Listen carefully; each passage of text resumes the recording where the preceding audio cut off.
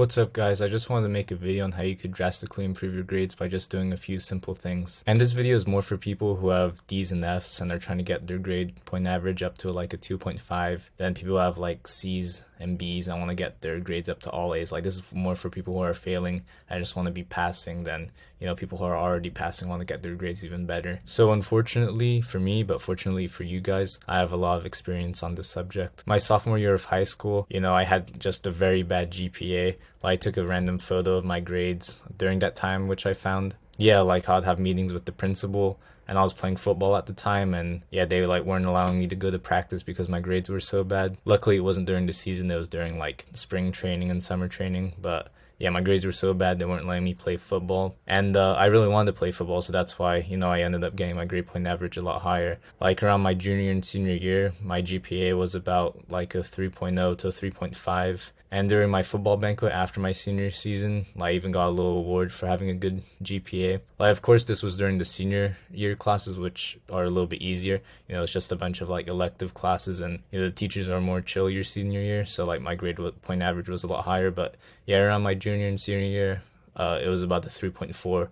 Which is pretty good for me, maybe not some people, but it was really good for me because it used to be a 1.5, 1.2 area. So it was a big change, and I got that by just doing a few simple things. And for athletes, having a good GPA is pretty important. I had a coach that would always say, you can't make it on the grass if you can't make it in the class. And that's true, because for most high schools, you're not allowed to play sports if your GPA is under a 2.5 or a 2.0. And I also had another coach that would explain that the best football players in the world aren't in the NFL.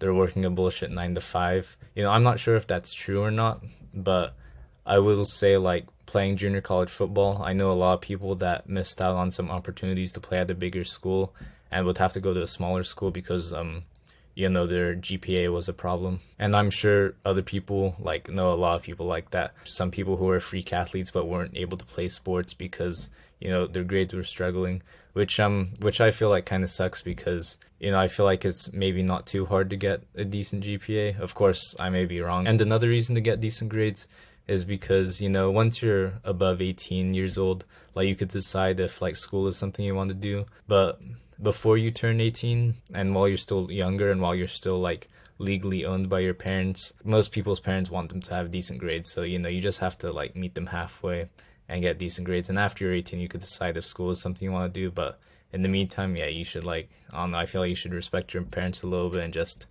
pass your classes. You don't have to get A's, but just pass your classes. So the first thing I would say is that you should have a relationship with your teachers. So I live in the San Francisco area where there's a lot of homeless people. And it just reminds me, whenever a homeless person comes up and asks me for something, it's kind of I don't really have a relationship with you. I don't know anything about you. Why should I give you money? And I feel it's the same thing with teachers. If you don't know anything about each other, you don't really have a relationship, why should they, let you turn in your late work or help you out with a lot of effort or give you an extra credit assignment to bring up your GPA? I just feel it helps a lot if, you actually know each other. And also they're just more motivated to help you. I'm a kids boxing and Muay Thai coach, and I help out at the gym with the strength and conditioning too for kids. It's just more motivating to help someone that I know a little bit about, rather if I don't know anything about them. I still try to help all the kids out regardless, but you have a little bit extra motivation if okay, they're getting bullied at school, I really want to help them out with whatever. So just something to keep in mind. And also through getting to know your teachers, just asking them, oh, where did you grow up, where are you from, where did you go to college, you actually find out they're pretty interesting people. Just to name some examples, I had a math teacher that used to be a kickboxer who had a winning record and knocked a few people out, which I never expected. I also had a history teacher in middle school that knew the nunchucks really well and had some crazy stories to tell when she was growing up in America, but she was a Chinese immigrant. I also had a teacher that blocked everyone on their phone and went to Asia for a couple of years and had a whole spiritual journey. And I've actually had two teachers that were in the Olympic trials. I had an English teacher who was a wrestler and the physics teacher who was a cross-country runner. But just getting to know your teachers a little bit more, having a little bit of a relationship with them will go a long way, especially if you're going to be asking for stuff. The other thing is homework. Once I started doing my homework, my GPA, it literally doubled just only after doing homework, especially if you ask your teacher if you could submit your late work, and most teachers are pretty cool and they'll let you do that. And homework is basically just free points, because if you don't know the answer, you could just search up some help online, or you could go to your teachers during office hours and they'll literally just teach it to you, and there you could get your relationship with them better by finding out more stuff about them and getting to know each other better. Or you could just get a tutor from the school, or just have one of your friends teach it to you, or someone in your class. And this was actually really good for me, because as a football player I didn't really get to know too many people who weren't on the football team, but through tutoring I made some like pretty good relationships with people I wouldn't normally talk to.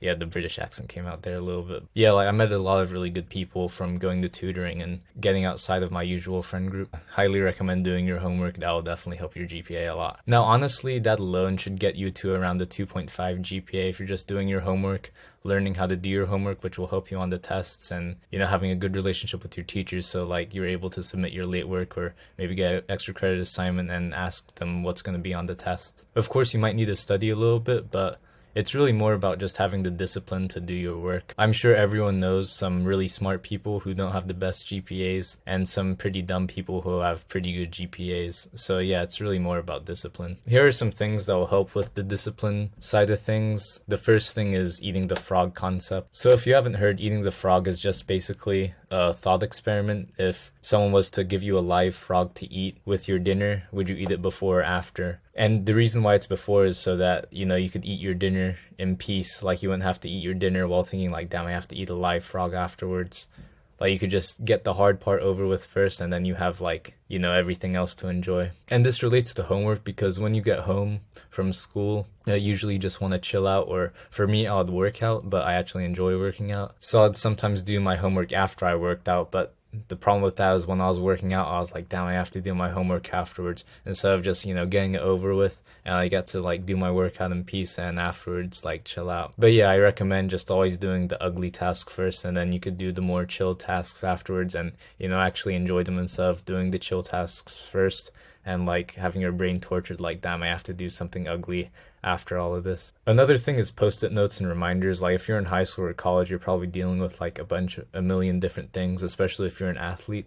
So just having like a reminder of like the smaller little homework assignments to do will go a long way. I got this from a good friend of mine in high school. He would always have a post-it note on his laptop, and when I started doing that, I feel like I was a lot more productive with turning in my homework and whatnot. Also, having your goals where you could see them will go a long way. What I did was I put a football player as my lock screen on my phone. Of course, some of my friends would make fun of me like, bro, why do you have another man on your lock screen? But the reason I did it was because I wanted to remind myself like, yeah, I want to play football, like football is something I want to do. And yeah, it really helped me out a lot. And lastly, but it's probably the most important thing, is just making sacrifices. When I'd get home from school, I'd have the option to FaceTime my friend for 2 hours, or get my homework done. And I had to ask myself like, which one do I want to do? Like, do I want to just bullshit around with my friend for 2 hours and get nothing done, or do I want to get my homework done and so I could be eligible for football and go to college afterwards? Like, I just had to pick one, because if you say yes to one thing, you're saying no to another thing. So yeah, just keep that in mind when you're going about your daily tasks, and you have to pick, which one do I want. So I just wanted to make this video because it's some stuff I wish I would have known, like my earlier years of high school, like that I think could have helped me out a lot. Just keep in mind, like, if you are trying to go to college, and especially if you're trying to play sports in college, or just play sports in general, like, you need a decent GPA. You don't need like a 4.0 with AP classes. You just need like a 2.5, and yeah, you could play all the sports you want. And it just sucks to me that like a lot of people miss out on it because their grade point average isn't good. But aside from that, you should just keep in mind there's like tons of successful people that didn't finish school. Like, for example, this guy right here, he didn't go to college, and the founder of McDonald's didn't even graduate high school. Like, you probably live 10 minutes away from McDonald's right now. So yeah, just something to keep in mind, and something I thought I should mention. But yeah, I hope this video helps. I'll see you in the next one.